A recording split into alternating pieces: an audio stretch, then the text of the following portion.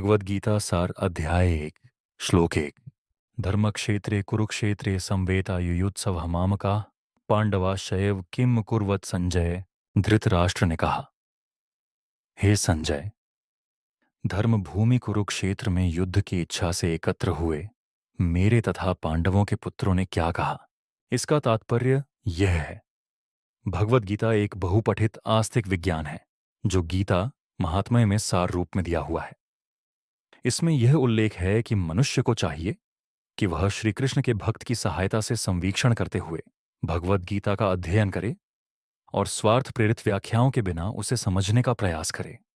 अर्जुन ने जिस प्रकार से साक्षात भगवान कृष्ण से गीता सुनी और उसका उपदेश ग्रहण किया, इस प्रकार की स्पष्ट अनुभूति का उदाहरण भगवद गीता में ही है।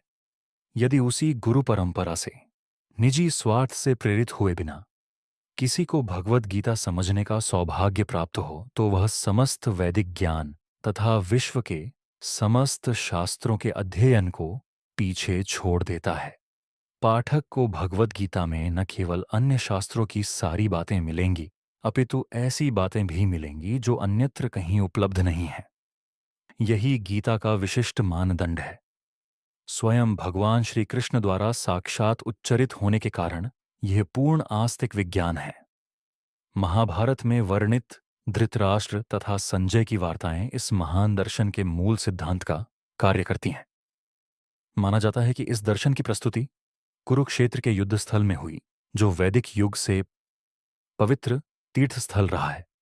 इसका प्रवचन भगवान द्वारा मानव जाति के पथ प्रदर्शन हेतु तब किया गया जब वे इस लोक में स्वयं उपस्थित थे।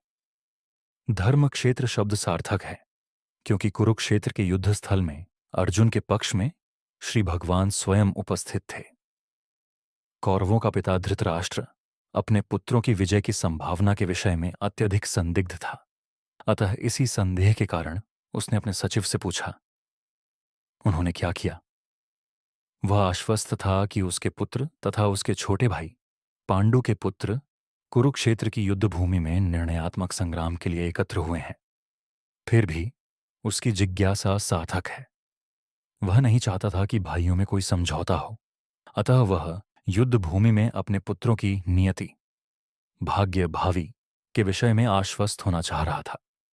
चूंकि इस युद्ध को कुरुक्षेत्र में लड़ा जाना था, जिसका उल्लेख वेदों में स्वर्ग के निवासियों के लिए भी तीर्थ स्थल के रूप में हुआ है, अतः धृतराष्ट्र अत्यंत भयभीत था कि इस पवित्र स्थल का युद्ध के परिणाम पर न जाने कैसा प्रभाव पड़े। उसे भली भांति ज्ञात था कि इसका प्रभाव अर्जुन तथा पांडु के अन्य पुत्रों पर अत्यंत अनुकूल पड़ेगा, क्योंकि स्वभाव से वे सभी पुण्यात्मा थे। संजय श्री व्यास का शिष्य था, अतः उनकी कृपा से संजय धृतराष्ट्र के कक्ष में बैठे बैठे कुरुक्षेत्र के युद्ध स्थल का दर्शन कर सकता था। इसलिए धृतराष्ट्र ने उससे युद्ध स्थल की स्थिति के विषय में पूछा।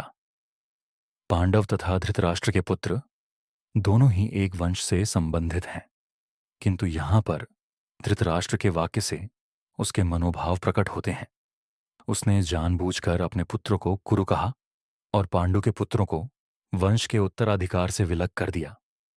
इस तरह पांडु के पुत्रों अर्थात अपने भतीजों के साथ धृतराष्ट्र की विशिष्ट मनःस्थिति समझी जा सकती है। जिस प्रकार धान के खेत से अवांछित पौधों को उखाड़ दिया जाता है, उसी प्रकार इस कथा के आरंभ से ही ऐसी आशा की जाती है कि जहां धर्म के पिता श्री कृष्ण उपस्थित हों, वहां कुरुक्षेत्र रूपी खेत में दुर्योधन आदि धृतराष्ट्र के पुत्र रूपी अवांछित पौधों को समूल नष्ट करके युधिष्ठिर आदि नितांत धार्मिक पुरुषों की स्थापना की जाएगी। यहां धर्म क्षेत्र तथा कुरुक्षेत्र शब्दों की उनकी ऐतिहासिक तथा वैदिक महत्ता के अतिरिक्त यही सार्थकता है।